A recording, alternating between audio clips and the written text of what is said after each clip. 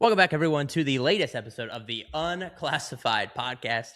It's America's host, joined as always with our general, with our teen heartthrob, Preston Stewart. And today we are talking about so much. We're talking about, we're talking about the war in Iran, and then perhaps the war to distract from the war. And of course, we're going to talk about our fearless leader, Pete Hegseth, and Trump's threats to unleash the Apatron 5000 on Iran, and so much more. Preston and I have been in the weeds. We've been in the ditch. I'll tell you what, we talked to each other last Saturday.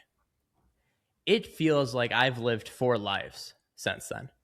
And I can only imagine how you feel, because you were actually making videos. I was just writing them. I was also monitoring the situation, Yeah, of course. So I can only imagine how you do, because you've been grinding, Preston. Every time I look up, you're posting, you got videos coming out. I tell people that's P Stew. He's the best in the biz.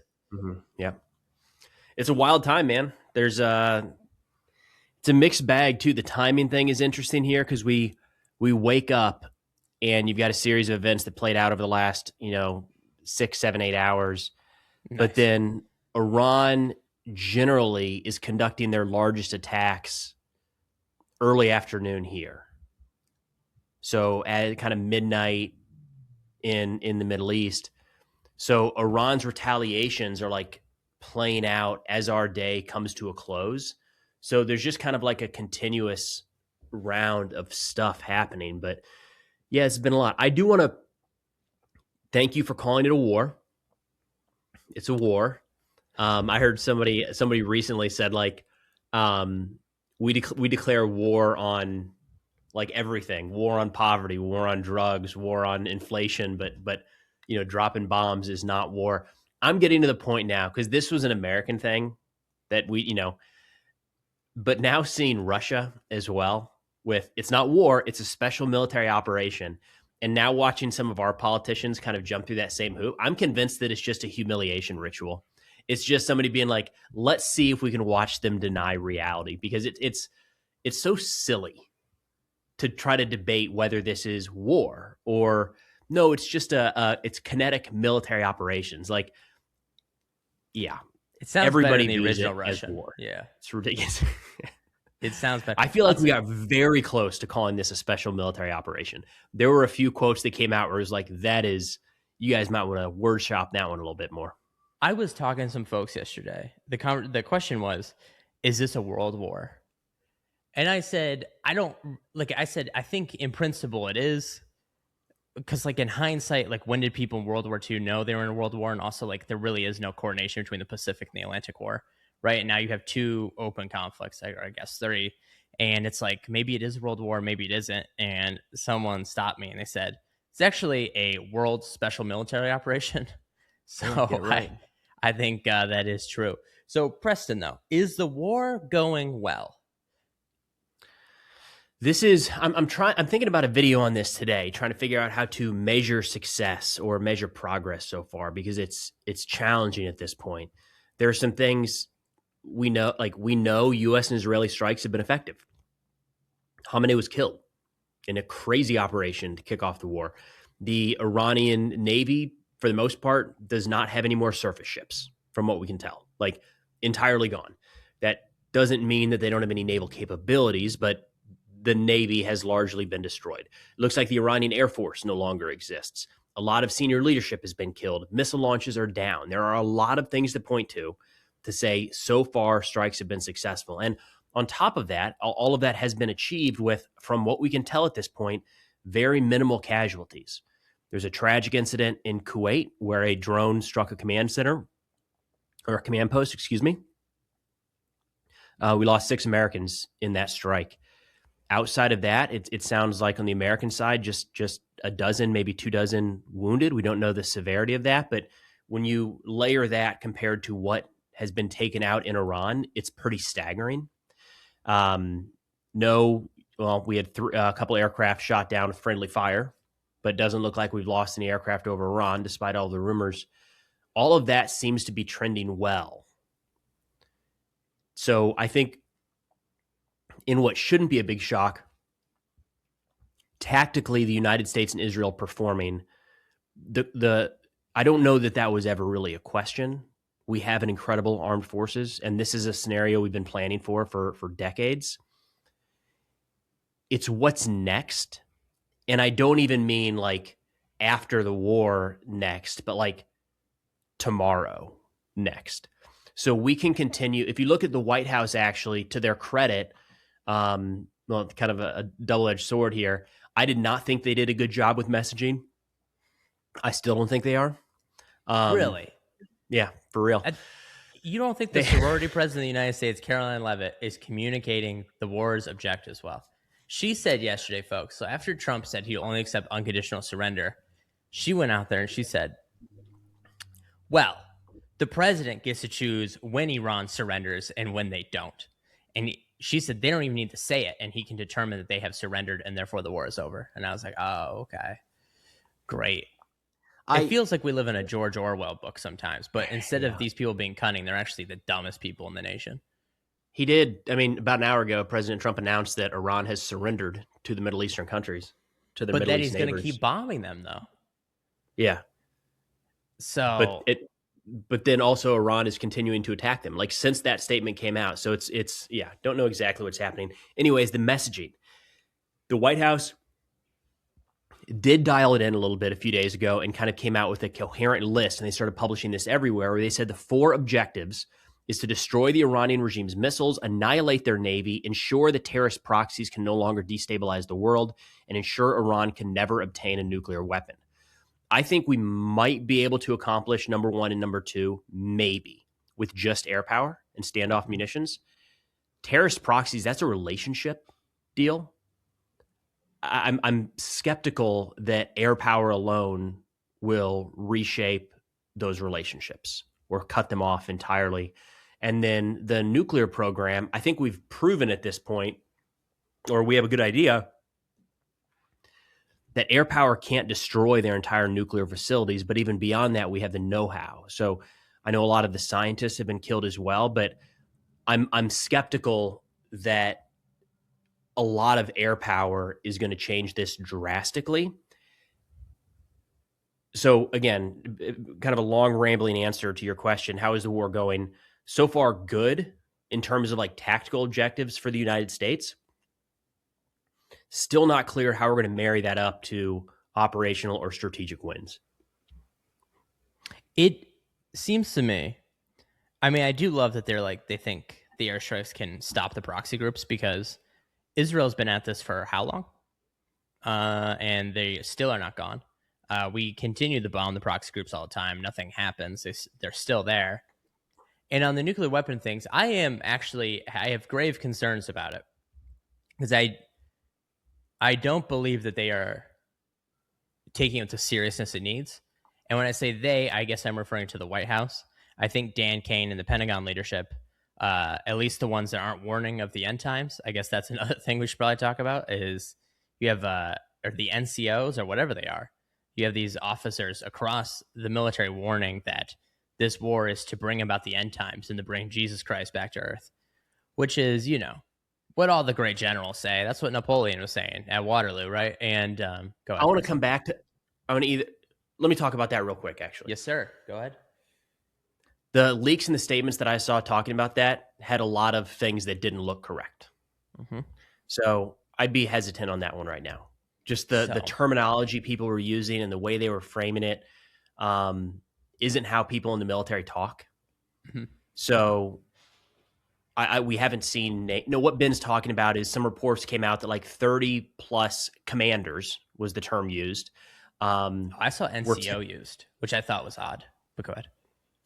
Okay, so there we go. It's a mixed bag already. Something about how this is a religious war and we're doing this because Trump is like the savior or something. And it got weirdly religious very quick. I just take that with a big grain of salt, because the terminology being used in the report was not what you would expect from the military. Just like the way they were framing things was very strange.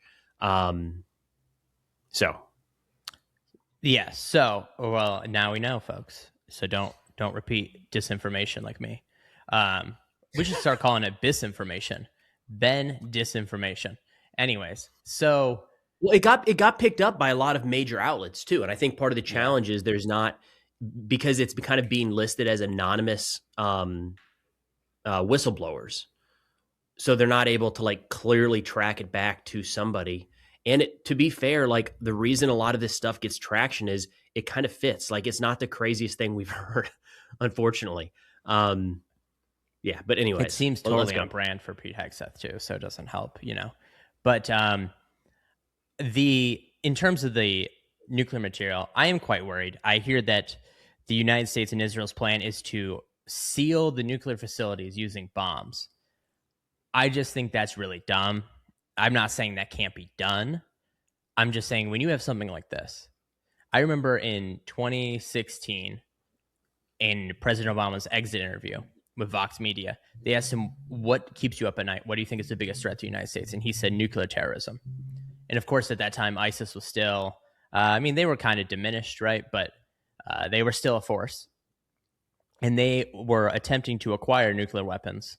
At times, they tried to purchase it from smugglers in Moldova, smugglers in Albania. They attempted to, obtain enriched uranium from the old Soviet stockpile. And I fear that the United States is not taking this seriously. And the only comparison I think we actually have with this is Operation Sapphire, in which there was a U.S. diplomat after the fall of the Soviet Union.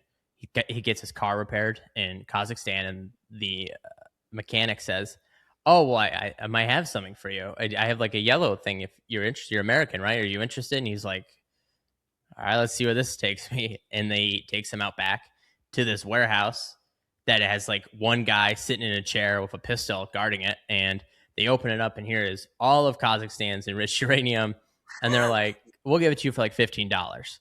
So he's like, "What?" And he calls back to the United States, and they set up a whole thing, and they pay Kazakhstan for the enriched uranium. They give them economic assistance and all this other stuff. And then over the course of 2 months, U.S. Special Forces operators have to truck this stuff out of the country in secret, right? Because they don't want anyone to know that this is Yeah. going on, and they have to also to do it in all the other Soviet nations. That took 2 months with 32 guys, and that was in like a permissive environment. Iran is not, and in fact, Iran has 300 pounds more of enriched uranium than Kazakhstan does. So, and this is not something, and my understanding is a lot of the weight that it takes to move this is not the rock itself, but rather the packaging that the rock or the cake or whatever you want to call the uranium has to be in. And Mhm. that is kind of what drags it down. So, it has me very concerned.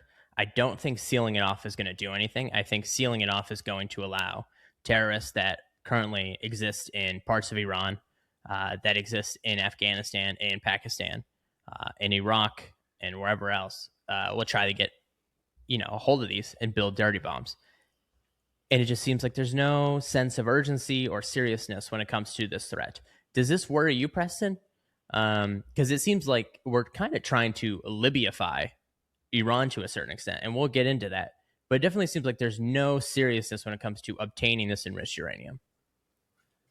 It's part of a bigger worry that we don't have a plan here. And Yeah. this is where these formats are good to kind of talk through this because it's hard to get out sometimes. But the Iranian regime is bad. I would like to see them eliminated. I'd like to see freedom brought to the people of Iran. I want to make sure that there's no nuclear weapons threat, et cetera, et cetera. The objectives laid out by the Trump administration, good. I'd like to see all of those accomplished. The chaos that has ensued.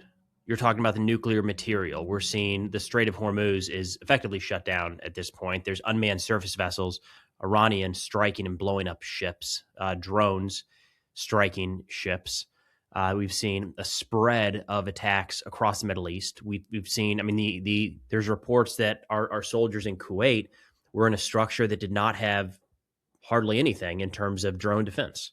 Like, what are we doing? What do you think is going to happen to this base? So there's a lot at this point to suggest that, I mean, right now we're talking about easing sanctions on Russia to mitigate spikes in oil prices. Like it just feels like we went into this without a lot of thought, like what would happen day 2, 3, 4, and 5. And my concern there is this was a war of choice. All right. You can argue about the exact timing of when we kicked off operations. And I know that was a hot topic this week, but I mean, President Trump, like yesterday, said Iran was 2 weeks away from a nuclear weapon. At this point, we have to assume that a lot of this stuff is just being made up because there is no analysis that tied, like even Israel isn't saying that. And they've been the most hawkish on the nuclear weapons program. So to say that now they were 2 weeks away, so we had to act, this is, when I say a war of choice, I mean, we are not, this is not Ukraine where if they don't defend right now, Russia will run over their territory. So we had some degree of choice when we began this conflict. It looks like we decided to begin it without everything in line. That makes me nervous because we're seeing the little things right now that weren't ready. I mean, as simple as like Shahed drone defense, like a strange amount of these inexpensive, slow-moving drones are getting through U.S. military air defense and striking targets on our bases. It's one thing to say, yeah, well, they hit Dubai because it's a huge target and they can't have air defense everywhere. I got it. They're hitting military installations. So, like, there's no excuse at this point. We know what the threat is. We've watched it play out in Russia in Ukraine for 4 years now. For these slow-moving drones in daylight to be getting through our air defense in an area that we know is within that range, no excuse.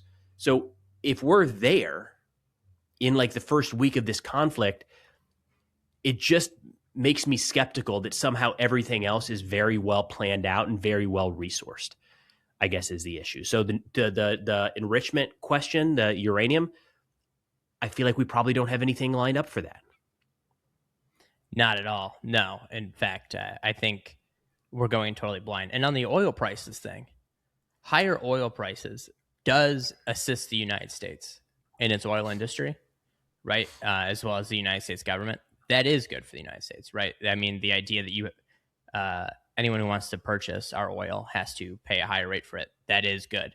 Now, it is bad for Americans, though, right? But it also, I think, kind of goes into this thing of like, Trump doesn't have like he's kind of like a dog. He doesn't have an idea self or like you know what I'm saying? Like a dog, he's just like a dog, not to insult the dogs out there. We love Helly, right? And, but he just thinks he can do everything at once. And these things are all isolated and that he has a magic wand and he can just do it. And it doesn't help that some people in Washington, D.C. hype him up like Politico, who act like, oh, well, the president can just do things. Maybe Democratic presidents should learn that.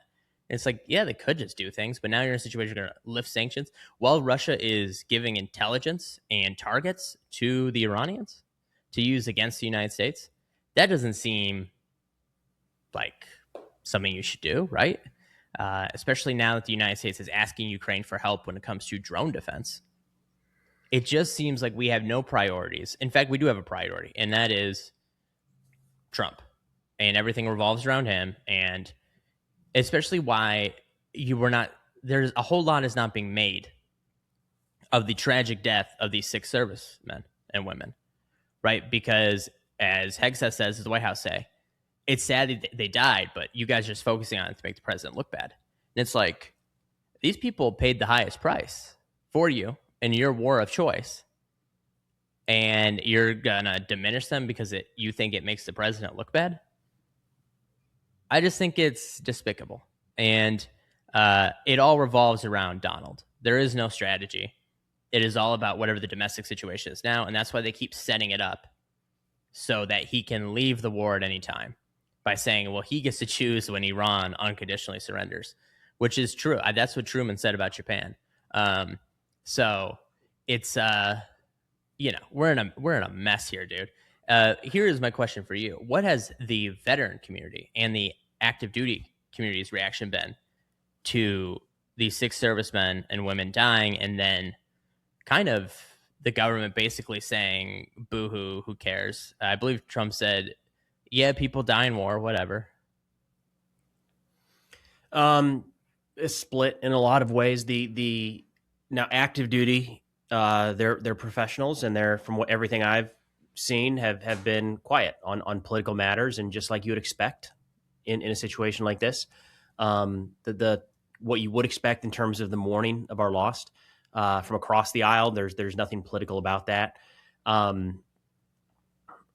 In terms of justification or cheering on the war, it's actually relatively split as well, from what I can tell. We've got a fair number of anti-war veterans, especially when it's the war in the Middle East, and then they're met with a fair number of let's get them. I don't know how that splits right now. I did see some polling numbers in the U.S. You want me to run over this real quick? Because Would I love thought this to. was pretty interesting. Can I guess? Because I don't know the numbers, but should I guess the approval? Yeah. Give me the percentage that you think is in favor of strikes on Iran. Are you emphasizing strikes on Iran because there's a different question about Iran? Yeah, it's not about war with Iran. It's not about boots on the ground. It's strikes in Iran. 28%. 38. Oh, damn. I 38% in favor. Yeah. And it varies a fair amount. And this was this group called Strength in Numbers. They looked at a bunch of different polls, and they kind of took the middle of it here, or the median of it here. So all the way over, Fox News, 50-50. But what they call out here is this is the only time in modern history a president has launched a military operation with the public already against it. So they said as a comparison, after the September 11th attacks, a November 2001 poll found 90% of Americans supported military action. The Gulf War was 80% approval. And then the invasion of Iraq, March 2003, 76%. So we've got half of that right now. They even said Trump's Syria strikes in 2017, 50% approved, 41 disapproved.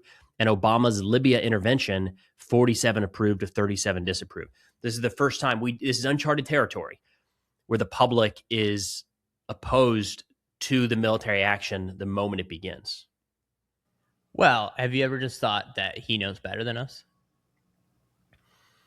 I can't yes, right. There's that. I can't understand the lack of presenting this to the American people. Because what we've heard in recent weeks was we had to go, right? Israel was getting ready to go, and if Israel attacked, then our bases were going to get hit, which opens a whole other can of worms about that timing. But the State of the Union was the week prior, and the Iran segment was like 8 seconds. We say, we're negotiating. We hope we can get a deal done. I can't place that. Like, there was no effort to present this to the American people. That was the stage. That was it right there. Like, you could have just spent an extra 3-4 minutes on it or anything, and we didn't. And I don't know exactly what to make of that. It almost feels like he knew that this wouldn't be popular, so why risk presenting it and getting that information ahead of time? Or is it the complete other end? I'm hearing some reporting that President Trump is being shown polls that 90% of Americans support this. So there's no need to justify it if the entire country's on board. I don't know. It's just, it's so weird to have, this is a major operation that we're carrying out right now that has already cost American lives, and a lot of equipment has been hit and a lot of money being spent. And there's they're not explaining this to the American people. It's secondary. And a lot of the arguments that I've seen at this point, I don't think land. Like, yes, the Beirut barracks bombings were awful. I just don't know that showing that footage right now and saying we're going to get our revenge is like the American people are like, yes, now let's go to war. The Beirut barracks bombing from the 80s? Yes, that was one of the posts shared by the White House yesterday, talking about all the times Iran has attacked Americans. It's that type of montage. Oh, man. I'm not looking forward to the war on Japan in 4 months when they're showing the Pearl Harbor footage. I mean, good Lord. Yeah, they keep giving this argument that we've actually been at war for 47 years, and now they're settling it. I don't think so, Chief. That doesn't seem true, because it also ignores that the United States was aiding Iran in its war against Iraq in the dual containment policy, right, where they were giving both of them intelligence and weapons. It also ignores the Iran-Contra scandal, and the JCPOA and all the other lines of communication, our dual fight against ISIS, where ended up in as awkward allies with each other at times. So there's a lot of, they're trying to justify the war after the fact. I'm not sure there is any justification. I also don't really think, I mean, we've harped on this already, but there's no strategy here. They just keep killing prospective leaders, right? So who's going to take over? And Trump says that he'll have a say on who it should be, which is kind of funny. It's like, what do you think he has any granular understanding of the Iranian state and its power structure? It is, there is no strategy. And the reason they did not justify it to the American people is because they, for one, do not believe that they should have to, right? All the rhetoric of, they thumb their noses and act all upset that there are no king's protests, but they come from a real place, and that is because he does think of himself as a king. And secondly, I would also say, I've seen some people say George W. Bush would have done this with Iraq, but he needed time to build up the troops around there. I just don't think that's true. I can't imagine George W. Bush going to Iraq without justification. Yeah. So it is, this is nonsensical. And now there are reports saying that Private Trump wants to deploy ground troops. What do you make of that? What do you think? Well, this is... Yeah, there's been steady escalation, very steady horizontal escalation. We'll get into in a second. I do want to say, I think there is a justification for war with Iran. I think there is a valid reason, and I think that argument could have been made saying, hey, Iran is weaker right now than we've ever seen this regime. They pose a threat to the United States. We're going to take advantage of this opportunity, this window in time, to deal a decisive blow and reshape the Middle East for generations to come. I think that's a valid argument. I think some people would be on board with that. Others would take some convincing, but that's the situation that the Iranian regime was in, especially after the 12-day war, double so after the protests at the start of the year. I do think the regime was weak. And if we ever wanted to do something, this was the time. But that case was never made and is still not made today. That's where it's confusing. Like, I think there are rational arguments to be made here, and maybe they're difficult, and it's not as clear cut as bin Laden attacked the United States, so we're going to go get bin Laden. But maybe it should be difficult to get into a war and to convince the American people to take that step. It is. Here's my biggest concern. We have seen that the 82nd Airborne is no longer doing their scheduled training, which is odd, right? This is kind of a side, but is the 82nd Airborne worse than the 101st? You were in the 101st, right? So do you look down at the 82nd Airborne? You think they're just as good, or what's going on there? Yeah, it's nowhere near the same. Bragg's pretty nasty. Nobody wants to be there. Yeah, if you can't cut it at Fort Campbell, they send you over to Fort Bragg. No, there's a little bit of a rivalry there, not as much as there has been in the past. The challenge that the 101st has these days, as a proud Screaming Eagle, is we still wear the airborne tab, but stopped being on airborne status, like, I don't know, 40, 50 years ago or something, and just use helicopters for assaults now. So we get made fun of for that. But look, they're a good group. The reason the 82nd is raising some eyebrows right now is I'm not sure the training exercise that was canceled or what the unit size was that was involved there. The 82nd has a rapid response force to be anywhere in the world in a very short period of time. They're airborne. They can jump in. They can operate pretty light, all things considered, as opposed to moving tanks and Bradleys and things like that around the world. So if there was a call for them to be needed, if we were going to put troops somewhere quickly, the 82nd is kind of towards the front of that line. But that lines up with what we've seen in this horizontal escalation. And Secretary Hegseth, two sides here. I like that they're doing more press briefings. I think that's a good thing. We haven't had these at all during this administration. So I like that there's more time in front of the camera, but the gaslighting there is a little bit much at times. So in the most recent one, he said people complain that the war is expanding and becoming more complicated. It's not. It's becoming simpler. And that's just not true, right? So the opening war in this case, we were watching it every single day get more and more complex. And what I mean by that is when we initiated strikes, Iran had not retaliated yet. They had not made their move. So it was 100% the United States and Israel affecting the operations on the battlefield. We were choosing what to strike, when, where, and how. Everything since then has gotten a little more complicated. So the minute that Iran started firing missiles and drones at U.S. bases, it got more complicated.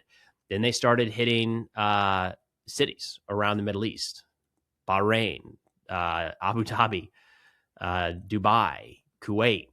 They're hitting airports. They're hitting ships in the Strait of Hormuz. They hit Turkey. They hit Azerbaijan. Like, they hit Cyprus.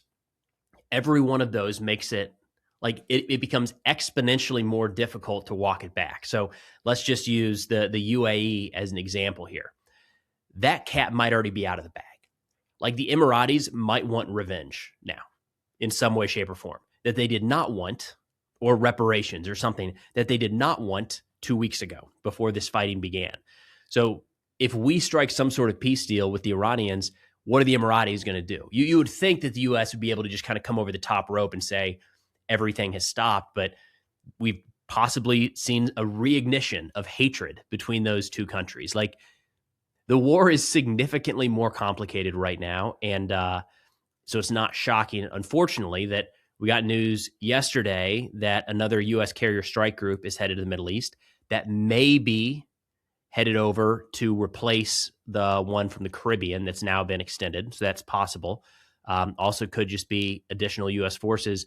And then, of course, the rumors in recent days, the boots on the ground conversation went from absolutely not to actually we're not going to tell you what's in the cards to it could be a good idea to actually President Trump is really thinking about it. So we seem to be heading in that direction. I think there has to be boots on the ground at this point. If like you're going to enforce a regime change, which as Marco Rubio says, they're not seeking regime change. They just want somebody else in charge, which is, really something. But I think they have to deploy troops on this, right? Because if you just stop now and you go away, doesn't Iran just become stronger and more equipped to deal with the threat? So now you kind of have to finish what you started. I don't think I'd say they become stronger if we walk away, but they probably become more dangerous in the sense of like they're not going to negotiate with the United States over their nuclear program ever again. No, I think they gun for the bomb immediately. And they're going to immediately be building up their drone and missile capabilities. They're going to look at everything that even worked a little bit and say, we need more of that. So I think the proxies will be reinforced. Terror attacks around the world could be instigated. So I think walking away right now would be very, very dangerous. And this is where I get to with like, I don't think, generally speaking, war with Iran is a bad idea. I think we have a lot to gain from that. But we also have to go about doing it the right way. And when I look at the objectives laid out by the White House, I think the only way you can do that is with some support on the ground. Now, are those locals backed by U.S. Special Operations Forces, kind of like what we saw in the opening days of Afghanistan? I don't know if that's even possible. Is it a number of U.S. troops on the ground? Is it partner countries coming in after, the regime has fallen to help with rebuilding? I don't know. Or is it just troops going in to secure some of the nuclear material? I just don't think we can actually accomplish these goals without having some presence on the ground. That presence can take a lot of forms and does not necessarily mean 50,000 American soldiers, but something has to happen there. And there was rumors last week that it was the Kurds. And the Kurds quickly said, like, what are you talking about? I just saw a Kurdish spokesperson confirm that they will be conducting an offensive soon, as of this morning. As of this morning, we're back on. I think you're right. I actually think Trump is going to be baited into deploying. I don't even want to say baited, because that makes it seem like he's, that somehow he's not the principal architect of it all. But my understanding is that the Azeris are preparing a potential ground assault, and it looks like that they will try to unite the two parts of their nation. For those who don't know, Azerbaijan is. Part of it exists, and then Iran cuts through it, and then there's the other part of it. And more Azeris live in Iran than live in Azerbaijan, so it does seem like the Azeris are moving for a land grab. There also seem to be some kind of preparations going on in Turkey. perhaps they will do that. And if the Kurds move in to try to get independent Kurdistan, I mean, you are looking at a partition of Iran to a certain extent. And with Turkey making that move, that brings them into direct conflict with the Kurds. You were looking at a very, very messy situation. And of course, we saw Pakistan's threat to Iran about their mutual defense treaty with Saudi Arabia. And who even knows what friend of the show, the Taliban, are up to. They have been unusually quiet, I would say, during this whole process, right? They were catching some Pakistani airstrikes for a couple days at the beginning. That's right. I forgot that they're at war. Not a part of all of this, but the timing didn't. Yeah. Usually they have a stance on something. Now, of course, they've had border crisis with Iran before. But if you remember, after October 7th, they were asking Iran and Iraq and Jordan to give them free passage so that they could drive to Gaza to take out Israel. And everyone's like, okay, this is. There's like I don't want. They're so stupid, dude. Anyways, it is weird that I guess they're preoccupied Pakistan. We haven't really heard anything there, so it'll be interesting. I also think Russia has no capacity to be brought into the conflict, but they're not going to like Azeri expansion, and so you kind of have that. And I think Trump's going to see this. He's going to see everyone else getting something, and he's going to deploy U.S. troops. The question is how, right? I have seen people point out that a lot of U.S. airstrikes have been focused on the western half of Iran, which is not even the western half, man, like western and southern quarter. Yeah. Yeah, which is people pointing to the fact that a ground invasion could be coming. I will say this, though. The president may do whatever the hell he wants, but you have to stage troops somewhere. You have to build them up. Now, it's very possible that maybe he'll just send them in one by one, like he's playing Civilization or something. But typically, that's not how it goes, right? You will have to stage these troops somewhere, and you will have to move. You'll see it coming, right? It's not. We're not just going to wake up one morning and there will be U.S. troops in Iran.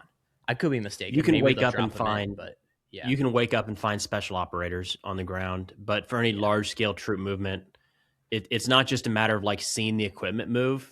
It's very hard to disguise like tanks and even a brigade's worth of equipment is very, very noticeable. But you also get the OPSEC violations of family members. Mm-hmm. And you can control, again, small group special operators. They're used to it. They know the routine. They know not to say anything. But when you start talking battalions, certainly brigade size elements, like that information, so you just can't keep something that big under wraps. And we wouldn't need one brigade, right? So we'd be talking about multiple divisions. Iran is significantly larger than Iraq. So we're talking about to actually do anything meaningful would require tens of thousands of troops at the very least. I will say it definitely feels like we're burning through all the munitions that we are supposed to be saving for China. And we are completely burning through them. And speaking of China, I have seen some people people at think tanks, people I respect a lot. I respect their opinions.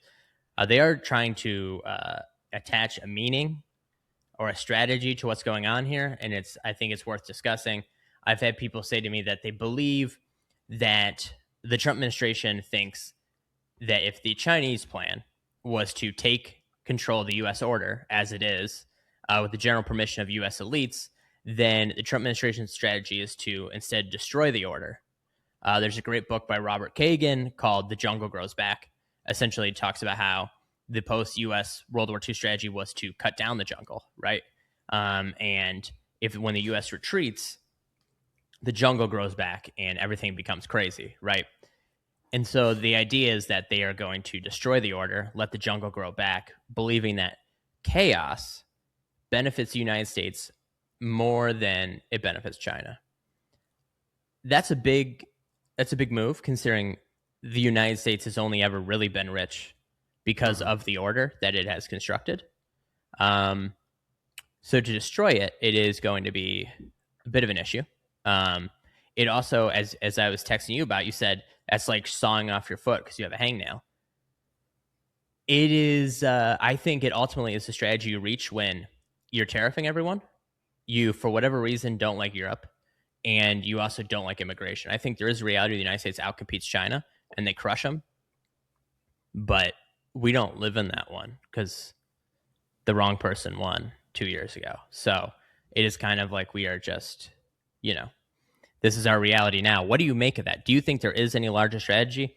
One of the podcasts I produced, I was telling them, I said, whatever, if you believe people go to war for the reasons they go to war for, then this is about nuclear weapons, about missiles, about proxies, about regime change, but also to a certain extent, it's about oil to China. And Iran makes up 15% of oil exports to China. And effectively, if you can create chaos in Iran, you can cut them off from that. But the question is, how much do you actually wage a war over that? How much is that really about that? I don't know. It's hard to see. And I do feel when you talk about the China angle, you are trying to almost translate for the president and giving him more credit than he deserves. Yeah, that's what, to me, it is. And it's so frustrating to see this. And you see it anytime something happens in geopolitics, is you've got the most likely scenario, which is it's messy and complicated, and we can't predict what other countries are going to do. Mm-hmm. And then you've got or can't perfectly predict. Then you've got the camp that comes in and says, actually, this is 7D chess of the most elaborate, big policy thinkers ever to walk this earth. They just haven't told you that, and they can't articulate that, but this is the direction it's going.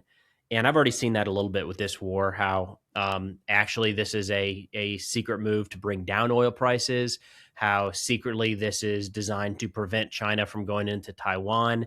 And there's this myriad of reasons that people layer on that could be good reasons, but it requires a lot of faith to get from A to B, certainly to C. And at the same time, it's not something ever articulated by the administration. So I just have a hard time if there's a master strategy at play. Again, what's more likely? That we're kind of fumbling through this right now, or that there is a master strategy at play that nobody understands except the random user on the internet that posted on X. I think that the administration believes, and I don't think they'll ever say this publicly.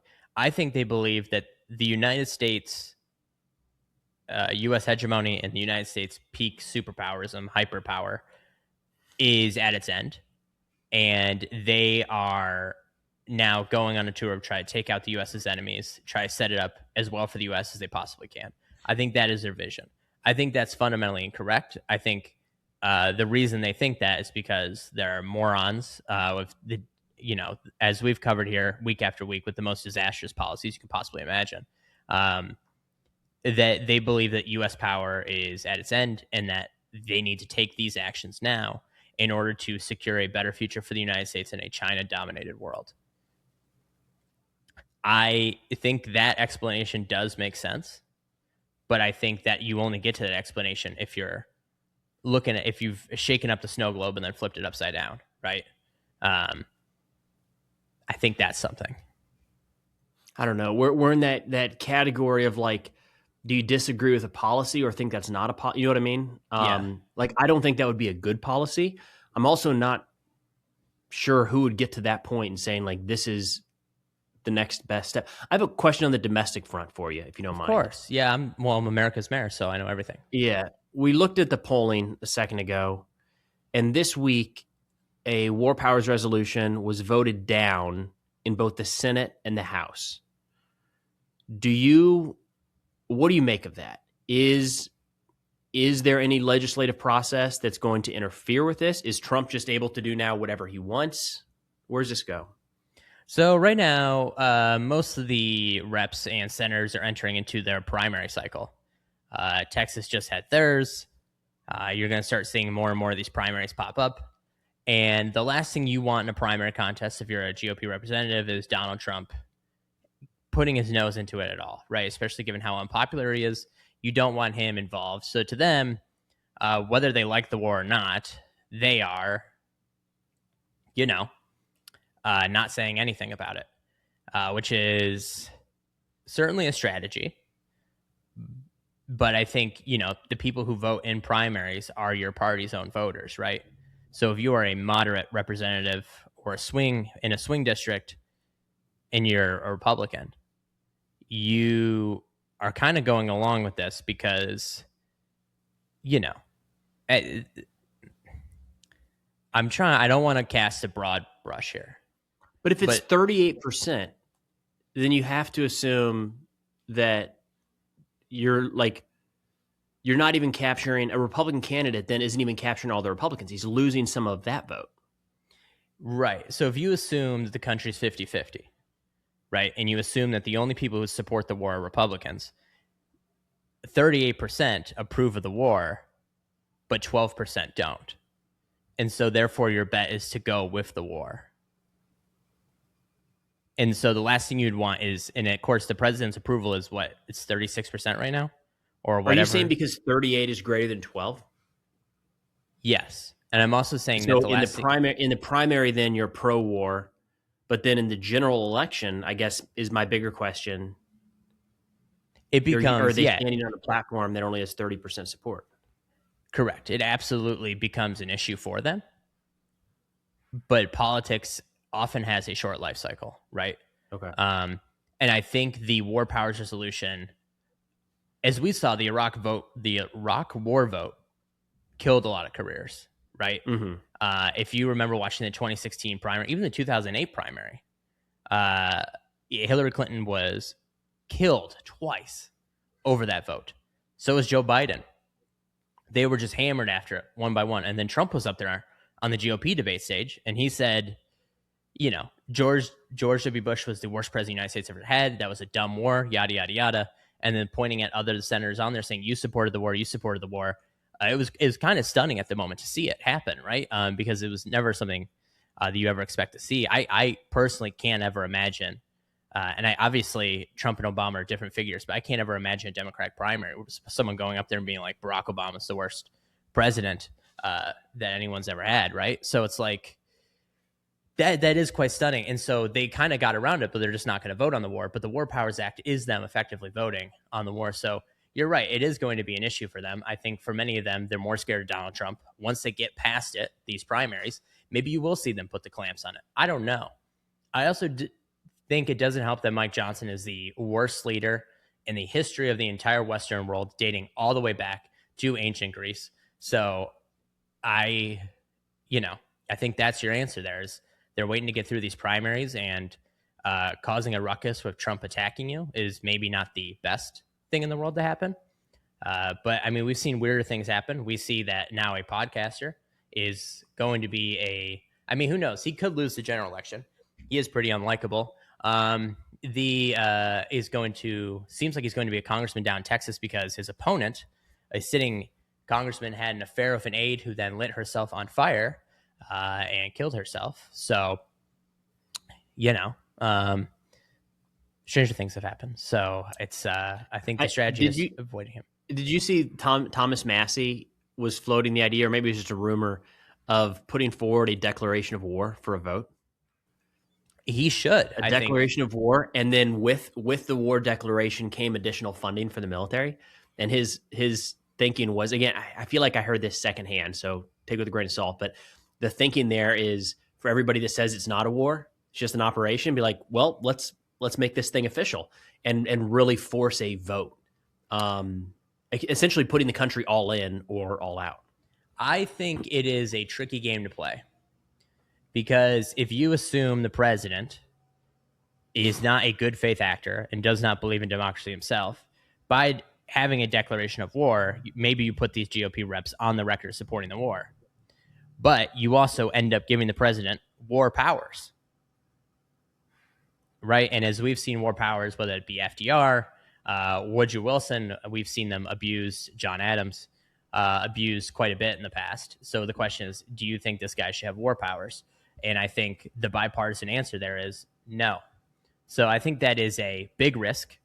And maybe you get these reps on the record, but if you don't have free and fair elections because he's using some Stephen Miller interpretation of a War Powers Act, I think you're playing with fire there. Do you think that is a good idea, though? It's an interesting one. I'm not thought through the second, third, fourth order effects. I like where his head's at of, again, I just get so sick of the politicians with like this it's such a great example of like, it's not a war, it's a special operation. And they've caught how many, like there was a montage the other day of officials saying like, we are now at war. This is war. We're at war with Iran. And then shifting over to one saying like, no, no, no, no, no. It's not actually a war. I'm so sick of that. Like, just be genuine. Just like these tap dancing around words and wordplay. I just hate it so much. So anything that kind of forces the conversation of I'm going to stop playing with words and actually just say what I mean, I'm on board with that. It is, yeah. I mean, this is a mess. This is one of those things of, Congress needs to reassert their authority after Iraq went poorly. I mean, I'm sure you remember the Syria showdown, right? Where President Obama gives a speech, and I think even he'll tell you foolishly, he said, here's a red line, The red line gets crossed by Assad, and then he goes to Congress and he says, okay, I'm seeking for you to vote on this to give me the authority to strike the Assad regime. And they said, well, there's a Jedi mind. I don't want to say it's a Jedi mind trick because that gives them too much credit. But they said, actually, that's so funny you say that. You already have the authority to strike Syria. And he was like, no, I don't. And they were like, yeah, you do. So you should strike Syria. And so then he struck Syria. But that is how they got around the vote, right? So Congress's reaction to the Iraq war isn't necessarily that war is bad. It is, well, I'm not going to vote on it, Yeah. And that is a terrible precedent, and that is something that needs to change. And maybe it's a generational shift. But these random undeclared wars we're doing, hey, here's the question. I believe in the Constitution or something, somewhere says it. He only has 60 days he's allowed to wage this war. Is that correct? And so at a certain point then, Congress will have to vote on whether or not to continue or to declare war, I think, right? So will they have that vote? I don't really know. I would kind of live in I don't want to say we live in a post-constitutional society because that's not true yet, but it certainly feels like we're kind of getting to that point. I don't know. We're kind of in a mess. I would just say, with all this talk, I mean, we've seen right-wing influencers now say that Trump is going to invade Cuba this weekend. We're kind of running out of time for that. Maybe it will happen. I haven't seen anything like that, right?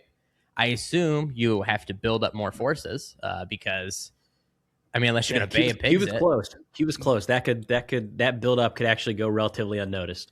Yeah. So, I've seen them say that. And so people, that's the war to distract from the war, right? If you assume this war is to distract from the Epstein files, which I don't, I mean, and people say that, I don't buy into it, but the war is to distract from the Epstein files. And now you have these terrible jobs numbers. So in many ways, you need a war to distract from the war and the economy. So you invade Cuba. I don't know. I think we're kind of getting into a mess here. It just doesn't check for me. And what do you think? Let me ask you this. When we reconvene, I mean, we'll reconvene every week as we do. But in 3 months from now, do you think we're still at war with Iran or in Iran? At the rate it's going right now, I think what we'll have are low-grade strikes. Like we're going to be every day, there might be another strike going after a mobile missile launcher or shooting down an Iranian drone, kind of what was happening with the Houthis, where it wasn't like a constant, robust campaign, but they have so many drones and there's no indication they're going to stop firing them. I have a feeling that in 3 months, we're still going to be defending areas in the Middle East from Iranian strikes, but not boots on the ground. I'm holding out. I think we will see boots on the ground. I think the Turks are going to make a move for it. I think the Azeris will as well. And I think the Kurdish invasion is real. And I think Trump will be baited into, not baited. I have to stop saying that because it makes it seem like, he's like an impartial actor here. He's not. But I think he will also then deploy troops, right? Because I don't know. I mean, that's going to be... Can't miss out on it? Yeah, it's going to be pandemonium. You just want to miss out on it, right? He also says that he should be the leader of it. I do, thoughts and prayers to Marco Rubio, who we should get a poly market bet right now. I want to put money on Marco Rubio being the interim leader the interim Ayatollah of Iran. Because isn't he the interim leader or whatever, the managing authority of Venezuela or something right now? I think so. Yeah. Yeah, that guy. And then he was up there yesterday at a press conference talking about NIL deals in college football, which is, you know, I know Pressing issue of our time. I think in 20 years we will find out that it's going to be a Kissinger-Nixon situation where Trump was just so out of his mind crazy that in many ways Marco Rubio was like the shadow president.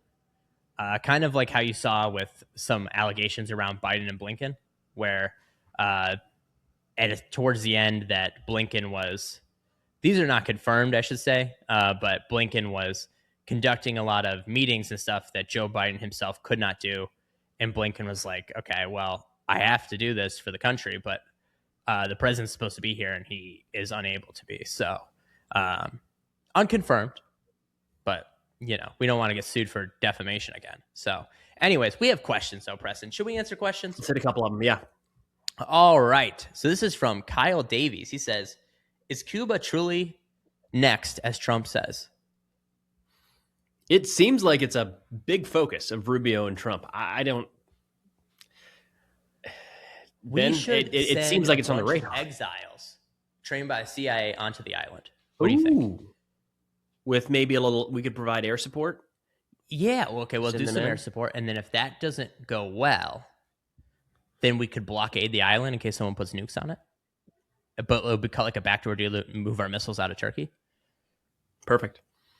Yeah, I don't know. It seems like the talk with Cuba has ramped up randomly. I think didn't President Trump just a few days ago say they don't have much time left?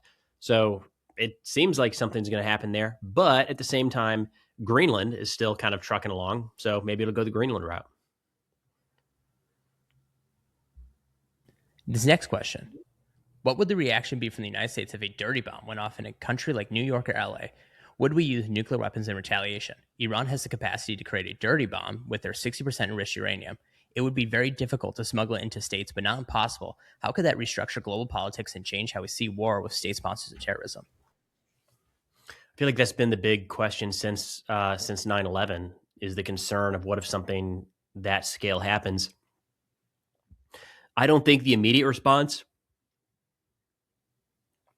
would be a nuclear attack, just because, again, if we use, say, the Al-Qaeda example, or even with the Iranians, the proxy example, like there's nothing really there that necessitates the use of a nuclear weapon. Like these are spread out groups across a variety of regions. So I don't think that's the thing that it would fall back on. But I think we'd see a lockdown. If you remember the years after 9/11, everything was ramped up security. That's in some ways kind of dialed back now, in some ways just changed. But I think we'd be police state is too strong of a term. But if you remember those immediate weeks and months after 9/11, where there was like the panic of another big one is coming, I think we'd immediately jump back into that most people probably can't even remember. My answer to that is I believe if you're a real Ben Wheeler lover, you know that I've done quite a few TikToks on this. The official U.S. policy is not to use nuclear weapons in response to a limited use nuclear weapon like that. It is instead to use conventional arms. And however, I think under Trump, I think he does use a nuclear weapon in response. But I think in a normal U.S. situation, I think you see an overwhelming conventional force used. Similar to, I think, 9/11. You saw that, right? There was thought in the brief afterwards of like, oh, should you use a nuclear weapon? Thankfully, the answer was no pretty quickly there. But yeah. So this next one is from a member, Eon. Cookie Monster's his profile picture. He says, for Preston, with the news and allegations that China and Russia are supplying Iran with info, what are your thoughts on the U.S. being so open about doing so with our allies in the future, knowing that it's probably standard practice, even if it's on the down low? Yeah, so what he's getting at is, I hadn't seen the China piece. That would make sense, especially in terms of like satellite imagery and targeting. But it sounds like Russia may have gone a step beyond that and helped the Iranians with some intelligence to target U.S. assets in the region, which I think you kind of hit the nail on the head. Like, it is happening. We know it's happening. and we're doing it the other way around. So it feels more like the break of the norm of just saying it out loud. I don't know how much the repercussions of that actually will be. If nothing else, I think it helps frame maybe a little bit, especially to some of the more isolationist minded folks, that, China and Russia, when they get the opportunity, they do what they can to hurt America and to kill our people when given the opportunity. And maybe that'll help when we start talking about, something as simple as sanctions on Russia for what they're doing, just kind of reaffirming that these are adversaries of ours, even if we're not fighting them directly. And their second question was for me, and they said, and for Ben, should the polling and results be a good tell and carry into November? How quick do you think Trump will be removed from office? Yeah. So look, this is an inherent truth about American politics: is that the out of power party always takes control of the House, typically in the midterms. That is just a functional truth of American politics.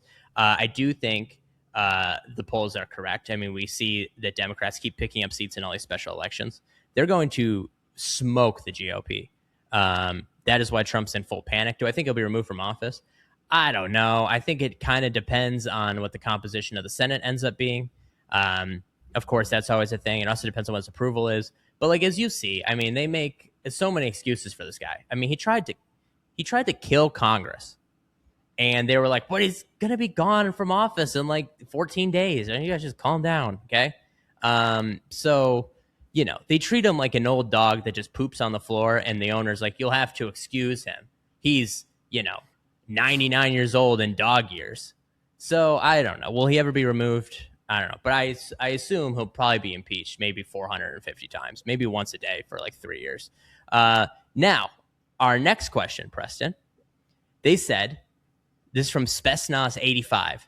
Could you talk about the really weird friendly fire incident with the 3 F-15s? Also, are the Tomcats okay? You guys rock. I don't think the Tomcats are okay. I think they might be gone at this point. Doesn't look like Iran has anything able to fly at this point. The friendly fire incident, my understanding, is still under investigation. There's some weird aspects to it, but I also think we're quick to maybe underestimate how crazy a war zone is. So what it looks like right now is that 3 American F-15s were over Kuwait. This happened around the same time that an Iranian drone impacted a U.S. base in Kuwait, killing the 6 American service members. And the Kuwaiti Air Force scrambled some aircraft, and their F-18 shot down 3 of our F-15s. Friendly fire. All of the pilots survived. That's a lot to, like, one after the other, shoot down the wrong aircraft. So there's some questions there of like, there's plenty of mechanisms in place to identify friend from foe to make sure that doesn't happen. So there's a big question of like, were we not doing our part in sharing that with them? Were they not following protocol? Was there some mix up in communication? That's unknown, because again, the mechanisms are in place to prevent that from happening, especially with a longstanding ally like Kuwait. However, like, we also just got word that Qatar, like that same day, I think, shot down 2 Iranian bombers headed towards an American base. So like, the threat of Iranian aircraft exists and is a real thing. And it looks like they'd actually left Iranian airspace to carry out missions at times. So I don't know. We'll wait for more information. I've seen folks go in some relatively conspiratorial directions there. I think the simplest solution right now is war is very confusing and a mistake was made. Fortunately, in this case, it was just a $300 million mistake and not a mistake that cost lives. And now, I think our last question, unless you want to do more, this is from Unsafe DB Level. He says, will Ben Wheeler fill the Oklahoma Senate seat that's now vacant? I know you're not from Oklahoma, but inquiring minds would like to know. I've lived in Oklahoma. You do well out there. You think so? I think here's what I would like to introduce: a new kind of Democrat into the universe here, and that is a very libertarian form of a Democrat, which in many ways we are, right? But I'd like to see them be more pro-gun. especially in this era, right? I'd like to see them go about dismantling the surveillance state. I'd also like to see a rebuilding of our alliance network and our world order and reasserting our moral authority around the globe. Do you think I could win in Oklahoma? I don't know. Because the way I view it is, I almost feel like those who are anti-LGBT need to get a hobby. Because it's like, why do you care what other people are up to? You know? Why don't you get a life? I view the same way when it comes to abortion. Don't worry about what other people are doing. You know? Why don't you worry about you? Right? And it's interesting that everyone who's all so concerned about it are often losers themselves, right? Just why do you care what other people are up to? And in many ways, I would say being more concerned about what two men are up to or two women are up to is gayer than being gay. So, you know, get with it. Maybe we need to cut that. Right. No, I think we're going to keep it. Anyways, folks, Preston, any final words to leave our viewers? Anything you want to inspire them with? Keep an eye on all of this, I guess. We're very much in the window. I think there's a chance that Trump tomorrow or any day just says, we did it. I fully agree. I think, yeah, it's a dynamic here that is hard to account for because he can say that without the objectives met. And we will get a flood of people verifying that no, actually all of the objectives were met. So we're in a weird spot like that. But yeah, be interesting. Yeah, absolutely, folks. Remember to like, comment, subscribe. Give us 5 stars on Spotify and Apple. Become a member. And remember that we come to you live every Saturday afternoon, sometimes early morning. If you live on the West Coast, I got to tell you this. I understand that California is as close as you can get to living in the promised land. The grass is always green. The sun never stops shining.